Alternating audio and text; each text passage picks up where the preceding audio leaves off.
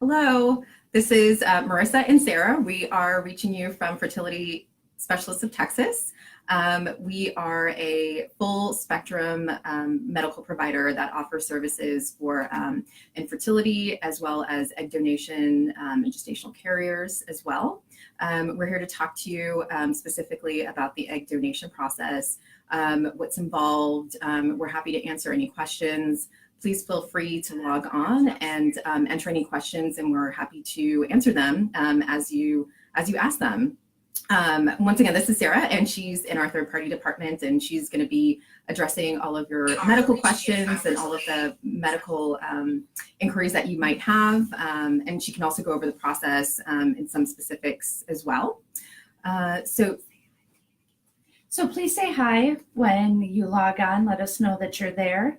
Just shoot a hello or a thumbs up, send a little heart emoji, just so we can acknowledge that you're here watching and say hello to you. But I am Sarah. I'm a third-party coordinator here, so I coordinate all the medical care for egg donors. So we can get started by talking about the egg donation program that we have here. Our practice currently is recruiting for local. Hi, Nicole. Hi, Mackenzie. Hi, thanks for joining us. We're having some people join us, and we'll look out for some questions that might be coming our way. So as I was saying, we currently are recruiting for local donors to be egg donors with our practice. We currently have a program that is looking for women between the ages of 20 to about 28, 29 years old. The age cutoff is about like 29, 30 for a donor candidate. So we're just looking for healthy women with healthy BMI, women that don't have any really pertinent medical issues or genetic issues or real serious family medical history, things along those lines. We have some parameters that are more detailed on our website, which is fertilitytexas.com. Please do check us out on there. There's lots of really good information on there that you can learn about the whole process and also our practice as well. You can also apply online through our portal on our website. You go to the egg donor tab and you can apply directly on there. We have a pre-screen application, which is a shortened version of what our application is. That just gives us a really brief idea. If you're initially a qualified candidate, we'll go ahead and review that information once we get that pre-screen. And if you qualify, we'll go ahead and invite you to fill out our complete application. Once you fill out the complete application and upload some pictures, we'll evaluate the entire application and let you know if you're a qualified candidate. If you are, then we're going to invite you to come in and schedule an appointment to do screening with us in our office. And Sarah can talk a little bit more about that medical piece of the screening appointment. So once you're approved to come in for the medical screening appointment, you would come in and meet with one of our third-party coordinators. We would go over our process. We would have you sign consents for lab testing. We would be looking at an AMH, which shows your ovarian reserve, kind of gives us an idea of what's hosted in your ovaries if you have egg qualifications to be an egg donor. We do tests for STDs and a drug panel. That's super important to be accepted in our program. And go over any questions. It's usually simple and fast. Once the results are come back, we will reach out to you, let you know what your results are, and get you set up on our portal where our intended parents are given a password to look at our profiles. And you would be put up there with all of the information that you filled out on your application of health history, education, your vitals, height, weight, and hi, Anna. Thank you for joining us. And then we move forward from there. It's a pretty simple process. Looks like we have a question from Mackenzie. Will this impact my own fertility when I'm ready to have kids? So I recently sat with an awesome PhD that we were talking about this specific question.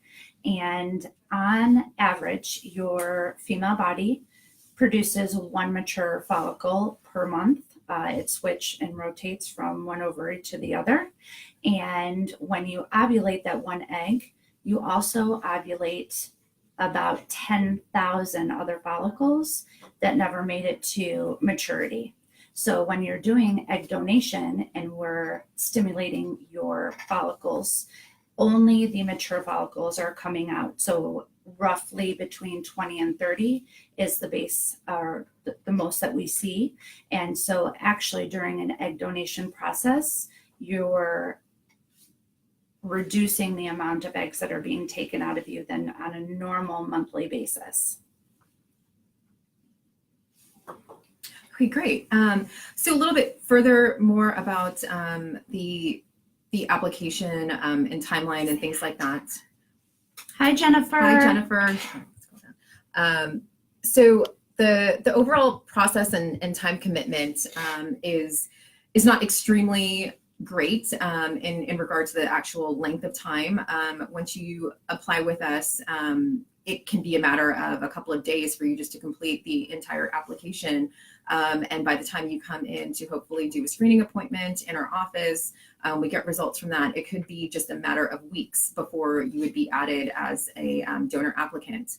We are actually currently offering a $100 worth of the compensation that you would earn for qualified applicants at the moment. So if you are interested, I would definitely encourage you to apply right now, because that would be a nice little bit of pocket money to earn initially. Once you are selected as an egg donor in our program, that essentially means that you've matched with an intended parent. And at the moment, you can select to be an anonymous egg donor versus an open egg donor. And the difference between the two would just essentially be either you want to keep your anonymity as far as your identity, or you want to be open in terms of having some potential contact with the intended parent or parents. So that could be varying degrees of contact, which could be just perhaps maybe an online video call. It could just be a phone call. It could just be email contact. It could even go as far as having an in-person meeting as well. So there's lots of differing degrees of how that could take place. One of the reasons why an intended parent might want to have an open donor is really just to have some interaction and contact with the person that is their donor. Sometimes, with a couple that's not really able to have, a mother figure in the picture, such as a same-sex couple, that would be. Hi, Nicole. Hi, Ling Shen. Hi. Hi, Cats. Hi, Cats. So sometimes it's really important for a couple to have the egg donor to be known, or to even have the potential of, children or a child to meet the egg donor later on down the line as well. So again, there's always the option to remain anonymous. You'll never have any contact or know anything about the intended parent, and they'll never know anything about you, which is commonly practiced. Hi, Courtney. Hi. And then there's also the other option of being open as well. So there's always going to be a choice of whatever your comfort level is. So we have another question from Mackenzie. She is stating that she's a college student who is 21 and wanting to know what the age range is. And at this point, we are looking for, as Marissa said, 20 to 28 is the prime age when your eggs are most viable, right? Mature, right? Yes. Most eggs, you're at a prime for maturing eggs, maturing healthy eggs. After about 28, 29, not that we don't take egg donors of that age, we are just looking at your monitoring, making sure that you qualify to be a part of our egg donations. But we'll typically say 20 to 30. Hi, Brianna. Hi, Megan. Thank you for joining us. Hi, guys. Oh, we have a question from Kat. What is the age cutoff? We just talked about that. To be a donor, and can you donate if you don't have a uterus? Oh, good question. Very good question. So you should be able to donate without a uterus. It does take a little bit more monitoring on your part just because you're not typically having menses or a period. So we are having to monitor to find out when your body is actually going through a cycle. So the commitment is a little bit longer with monitoring appointments because it's really going to show us through sonograms and testing of your hormone levels. Oh, and I think we have another question from Anna. It looks like Brianna has one too. Anna's asking, how long does the total process take? So from the time of your initial screening, meaning once you're on our website and you're matched, the process is roughly 6 weeks to go through medical screening. We do require a psychological consultation with a fertility counselor. There is a legal agreement that is required, but we do handle that in-house and financially cleared. Once that is all done, the process after that is roughly about 12 days of stimulation, and then roughly about 15 days of pills. Right. So we're talking about a 3-week time frame of actual physical medications to go through the egg donation process. And then once you're retrieved, we ask that you just relax for the rest of the day and resume normal activities on the next day. There's really no side effects. Hi, Leanne. Thanks for joining us. So along the lines of the timeline question, there are definitely situations when things don't go according to plan, which I think that just is kind of life. Things come up in various different ways. So as much as we'd like to give you timelines when you would start the process and hope to target certain things, one of the things that we'd ask you, even in the application process, and if we approve you to be a candidate with our program, is we'll ask you, what are your blackout dates? What are dates that you're not going to be available? Perhaps you have some trips planned. Perhaps you have some plans of your own that you're just going to be unavailable for certain periods of time. And that is absolutely fine. You're not expected to be available 100%, for the entirety of your commitment. You can absolutely at any time just let us know, and we just ask, for open communication that you are unavailable for certain dates or certain periods of time, so that if you are matched into a cycle, we know that we can let the intended parent know that these are your parameters of availability, and then they can make an informed decision whether or not that would also work for them. It can also come up during a cycle as well, where maybe something unexpected happens, and we always try our best to work with everybody involved to make sure that it works according to everybody's scheduled availability. So I see a question from Brianna. It says, what do you take for the process? What do you take for the process, or is it injections? So the process is a pill form of birth control pill. And then there are injections that you're taking. You're taking 1 injection in the morning and 1 injection in the evening. And then halfway through your cycle, it starts to 2 injections in the evening. I do have an idea of what we're talking about injections. So we use medications called Menopur, Gonal-f, Follistim, Ganirelix, or Cetrotide. All of those are injections that are sub-Q. Those go right into your belly where you do your pinch the inch. And I know everybody is always worried about the size of the needle and how many injections, but if you can, I'm not sure if you can actually see. Let's try to, it's so small you can barely Maybe a white piece even see it. Yeah, let's try a white piece of paper. So there you go. Perfect. So look at how small that is. It's about the same size of an insulin needle. and you're just giving these injections straight into your abdominal area.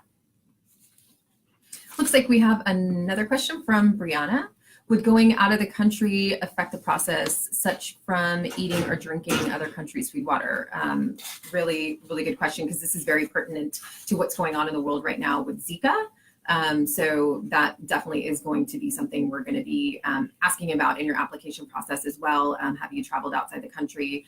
You'll be filling out an FDA questionnaire, and that's going to be definitely a question that we're going to be looking for an answer if you've traveled anywhere where there's been Zika exposure. If you have traveled where there is Zika exposure, we put you on a 6-month deferment, which doesn't mean that you cannot be an egg donor. It just means that Zika is going to show up within 6 months of you traveling to those specific areas where Zika infection is. Most intended parents, if they like you and love you, they're happy to hold onto that deferment and have you come back in for screening. But as far as food and water for traveling, that will have no effect. It looks like Kat had a question. What if you have PCOS? So PCOS is polycystic ovarian syndrome. We do donors with PCOS. We do pay closer attention and have your monitoring. We're watching your levels, just making sure that we are not allowing you to head into PCOS or OHSS, which is over hyperstimulation syndrome, which is overstimulating the ovaries. So as a coordinator, that's what I'm watching. I'm watching your monitoring appointments. I'm watching all of your results come in and informing the doctors, hey, I see that this one's starting to get out of range, and we quickly react to get you back to where you need to be for a healthy donation. It looks like we've got a couple more members joining us. Hi, Courtney and Angela. Hi, Angela. Mary Bell. Thanks for joining us. Again, feel free to ask us questions as we're speaking. It's really helpful in the interaction and the presentation for us to specifically address questions or concerns that you might have about the process. So those for you joining, I'm Sarah. I am a third-party coordinator here at Fertility Specialists of Texas. And this is Marissa. Hi, I'm Marissa, and I am working on developing our egg donor program at the moment. So we're reaching out to everybody today to just do a question and answer about any questions you might have about egg donation. We are currently recruiting donors at the moment that are in our local area for our internal program at Fertility Specialists of Texas. So again, feel free to ask any questions. Looks like we have just a comment from Kat. Thanks, Kat, for commenting. Awesome, there is hope. I'm glad. Hopefully our questions are helping you guys understand a little bit more information about that. So one of the things that we'd like to highlight as well is, why egg donation is so important. There's so many people out there that are unable to conceive for various reasons. There might be women out there who have fertility issues, are unable to use their eggs for a variety of health issues, maybe age-related issues. There's also other dynamics of families out there, such as single men, same-sex couples as well, that without the help of an egg donor, they would really not be able to have a family. So this is why it's just so important for anybody, that needs an egg donor to have this option available to them. Some examples of some people that we work with that might have fertility issues. People have health issues. Maybe somebody's been affected by cancer and can no longer, have their own children. And then there's other circumstances as well, as I touched on, maybe perhaps a same-sex male couple that really without, an egg donor and a gestational carrier, there's obviously no possible way that they could have a family. So being a participant in this, there's lots of benefits to it. Being altruistic and wanting to really help somebody, is first and foremost, a really great motivator. The gratification is amazing. Exactly. And all the donors that I've been with feel super strong. Usually there's connection to somebody, a friend or a family member, somebody that they know that has gone through fertility issues. So when I sit down and interview, that's the first thing that I hear is, I watched my aunt have to go through this, and I'm realizing that I'm young and this is something that I can give to the community. And the compensation is great on it as well. Yeah. But the gratification of knowing the goal really is something that you don't know until you experience it. And once an egg donor comes in, they cannot wait to do it again because they just feel that they're giving a gift, which is truly what they're giving. They're giving the gift of life to a couple that without them would not have the opportunity. Absolutely. And there is also a piece of compensation as well. So you're compensated for your time and your efforts, and obviously the process that you're going through. So there is a clarification that you're not actually getting compensated for your genetic material, because that's not actually what is occurring, but you are getting compensated for the fact that you are taking time away from your life, from your schedule, from your activities, and you're dedicating it to being a participant in this process. And compensation ranges between $5,500, which would be starting as a first-time egg donor, all the way, upwards of $10,000 once you've completed up to 6 cycles. And that's a good thing to mention as well, that the general guideline for the number of donations that you can do is 6 currently with us. That comes from ASRM, which is pretty much kind of a not a legal entity, but our guidelines. Yes, they're just guidelines. So it's a recommendation that is just provided, that theoretically 6 donations is a good way to cut that off. It's going to keep you healthy. It's Yeah. not going to affect your fertility in any way. It's less than 1% that has been proven by being an egg donor that it would affect your fertility down the road. I know we talked about the ovulation and how many eggs, but less than 1% is an amazing success rate on egg donors and being able to continue on to have your own family. There is a message here from Nicole, who's answering Mackenzie's question. Yep, and it's awesome. I went there 2 cycles of IVF in 2017 and just had my miracle twins in March. Yay. Congratulations. Congratulations. The process is not painful since the needles are so tiny. After retrieval, you'll be sore, but nothing that Tylenol cannot help with. Nicole, that is perfectly stated.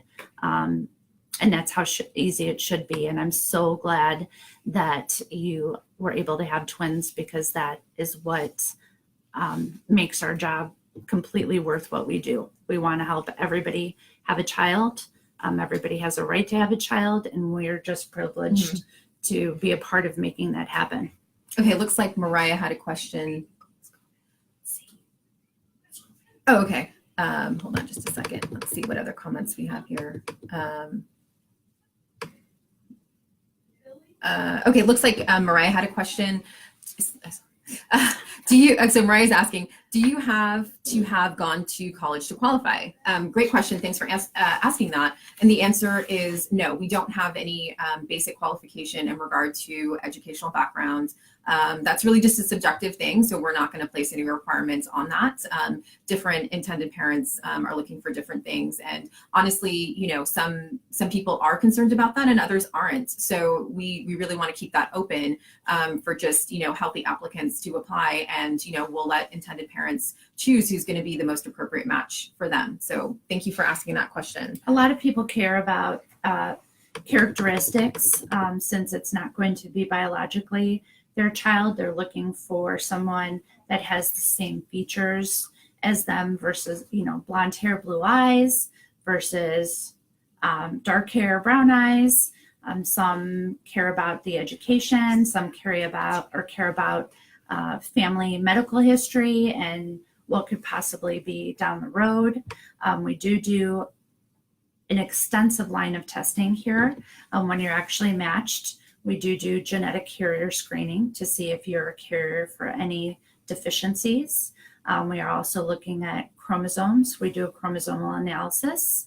That's going to let us know, are you a carrier of some sort of another syndrome that could potentially give an unhealthy child to intended parents.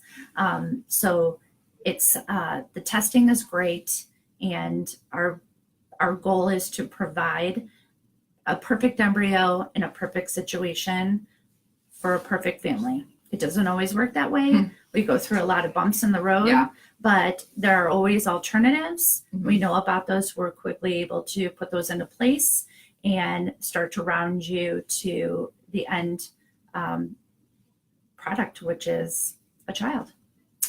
Nicole actually left us a really amazing comment. She says, as an infertility mama, I think y'all are amazing for thinking about donating. Dr. Goldstein and his staff are amazing. Thank you so much. I agree. Dr. Goldstein and his staff is amazing. I feel so very privileged to be a part of his team. I actually emailed him that earlier today when he sent me some photos of nice.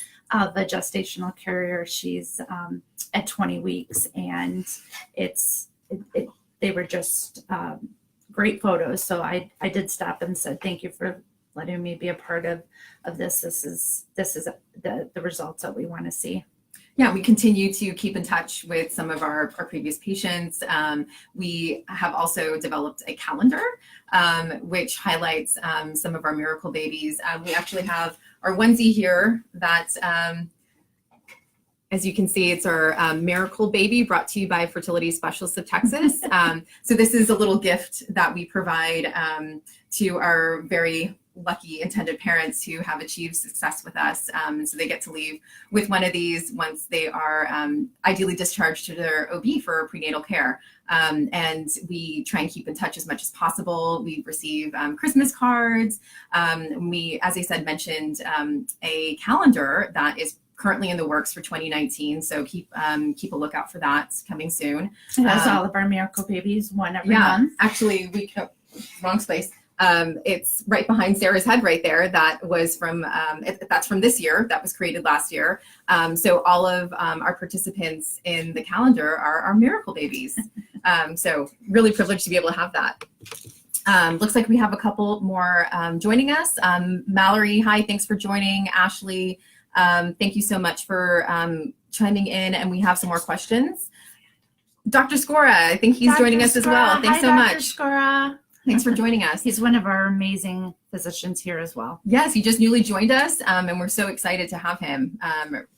And let's see, we have some questions here. Do you do genetic testing on the donor to see if they're a carrier? Yes, Sarah talked about that. How much do you get paid? So as I mentioned, the compensation is between about like $5,500 up into ranges of like $10,000. And so you incrementally increase your compensation per each cycle that you complete. So you can kind of look forward to that incentive of increasing your compensation for each cycle that you do, which we really want to appreciate the donors that we're working with, and show them that appreciation by increasing their compensation per cycle. So there's another question from Courtney.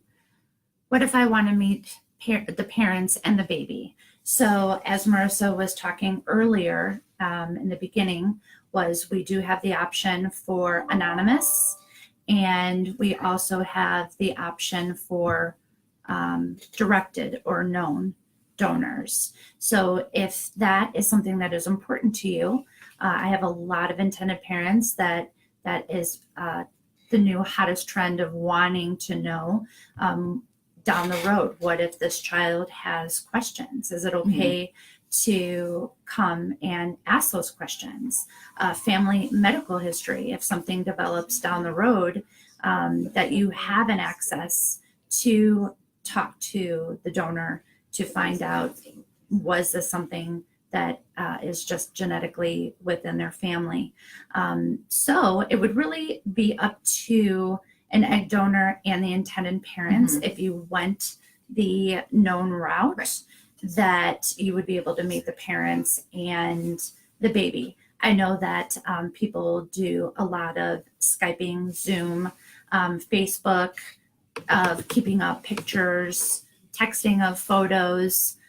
So to say that we have our donors here in Texas and an intended parent lives in Norway. So they keep connected on that and have an open relationship.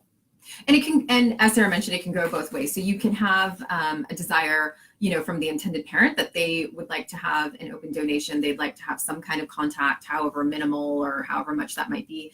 And as an egg donor, you're completely entitled to your right to have your privacy. So if that's something that you're not agreeable to, you simply just decline and say that you're not comfortable, and that is perfectly acceptable and not a problem at all. And on the other hand, as an egg donor, if you would like to have an open donation and you'd like to have the opportunity to meet the intended parent, and the intended parent does not feel as comfortable and does not wish to engage in that, then that could also go both ways as well. So there's all kinds of, different matches that we can create, which is a really nice part of this process, that it doesn't have to just be one particular way. There's lots of open-ended things that we can do as far as the level of contact. It can be very minimal, as I mentioned, or it can go as far as, meeting in person as well. But we really just have a goal of wanting everybody to be comfortable and to be ultimately happy with this whole process. As a coordinator, I make sure that the intended parents, what their choices are, how fast they want to move. That is primarily what my job is to help everybody through this process. If they want to meet, I can connect and schedule. If you want to stay anonymous, then everything is completely anonymous. But it's just case by case. Fertility is never boring. Every day there's something new and exciting. But we're always learning, and we're always willing to help through the whole process. That's what we're here for. You won't ever feel like you don't know what's going on or that you're left in the dark. We develop such great relationships together that we're talking all the time, because we're talking about monitoring and medications and retrievals. So we get to know each other pretty well. And that's our goal, is we want you to rely on us to be the ones to take the stress and the work away from you, and for this to be a very good process and in retrieval for you. There is an actual question about the retrieval. How does the retrieval process work? Will it be via surgery? Do I need to stay overnight? And will I have any scars? So it's not done as a surgical procedure. We have operating rooms here in our facility. Hi, Becky. Thanks for joining. Hi, Becky. So we have operating rooms here in our facility. We have a great staff. We have anesthesiologists. We have operative nurses. So you are put under anesthesia as you're wheeled in. The process takes about 10 minutes. You're waking up as you're being wheeled out. The process is by inserting a catheter, a small catheter through the cervix, and then they take a needle and inject into your ovary. And then there's a small pump that just pumps out the eggs. You're a little groggy waking up from the anesthesia. We watch you, we watch your vitals, give you a little something to eat and drink. And when you're feeling well, you are released to go home. And we ask that you just have, couch potato bed rest for the rest of that day. So there are no scars. There is no overnight stay. And it is not a surgical procedure. It's a very non-invasive way of retrieving. Yeah, no stitches, no scars. And then in regard to the retrieval, they'll come with a companion. So that will be a requirement, actually, because you will not be able to come on your own. You'll not be able to take an Uber or anything else after the procedure, because you're going to be waking up from anesthesia. So it'll be required that you come with a companion, or at least have a companion come pick you up that day, to make sure that you're accompanied home. It looks like we have another question from Kat. Is there any legal paperwork done? Yes, so there is actually a legal contract. As you know, there is a lot of specifications to what's transpiring, between this agreement between an egg donor and an intended parent. It can go in a few different ways. So as an anonymous egg donor and an anonymous intended parent, we do have a legal contract that we have that we use for our donor program. So that's fairly easy. You come in, you fill out your paperwork, you sign your contract after reviewing it, asking questions, and then that's done. In another situation where it's an open donation, at that point you'd have to engage with attorneys. So the intended parent will have an attorney, and then the donor will also have her own attorney as well. And the purpose of that is just to make sure that all of the terms of the contract that you want to have and anything else that you want to specify as far as your agreement, that will all be detailed in this contract. So it's just really a matter of having everything be specified, everybody knowing who's agreeing to what the terms of the agreement are. For example, if an intended parent really wanted to have the opportunity for their child or children to meet the donor, and the donor was really agreeable to that, maybe they would specify, after the child or children are 18 years old or 10 years old, whatever age you want to assign to that, then you'd talk about that and you'd have, open dialogue, be able to address all these things now, so that later on down the road, you might not be put in an uncomfortable position and have to make decisions on the spot about how you feel. We have fertility lawyers that we work very closely with for recommendations, and they're great relationship. Again, helping to make your process as easy as possible. Okay, so I hope that we've been able to answer all of your questions, but it looks like we have one more. Do you need to have to be mentally evaluated? Yes, thanks for asking that, Kat. We do require psychological evaluation. So pretty much what that process is the egg donor will meet with a counselor who specializes in this area, which is fertility. You'll have an evaluation. You'll pretty much just be asked a number of different questions, have pretty much just a conversation with the counselor. The counselor will then create an evaluation report, and that report will be sent directly to our office for us to review, and for our physicians to review as well. There is definitely a possibility that, due to any cause for concern that the counselor may have, that could be a factor into medically clearing you. If there's not any particular issue, which in most cases there aren't, it's just really kind of making sure that you're aware of the process, that you're informed of what you're agreeing to, making sure that you have the maturity and the level of understanding to make sure that you can make an informed decision, and that you're also doing this for the right reasons as well. So for any reason we get an evaluation report that suggests otherwise, then perhaps that would factor into the medical screening. And if you don't clear, then that would also indicate that you would not be a candidate to move forward with the process. One other thing that I want to add before we go is that as an egg donor, none of the costs are incurred by you. Mm-hmm. So the intended parents that have chosen you are paying for all of these extras that are required. Mm-hmm. The psych consult, which is about 20 minutes. We have great ones that we're connected with and offer a Skype consult, so that you're not having to drive through this crazy Texas weather that we've been having for the past month. And it's about 20 minutes. That's great. And so on that, and I forgot the last thing I was going to say. Oh, okay. To be continued then. Maybe we'll have to do this again. To be continued. So thanks so much for joining us, everybody that was able to participate. And thank you so much for the very valuable questions. We really enjoyed interacting with everybody, and I hope you got some valuable information. Tessa posted a link to our donor page, and please share your email address for any additional questions. We'd be more than happy to interact with you after this, and maybe we shall see you again sometime soon. So thanks so much. Thanks so much. Thanks, guys. Have a great weekend. Thanks. Bye-bye. Bye.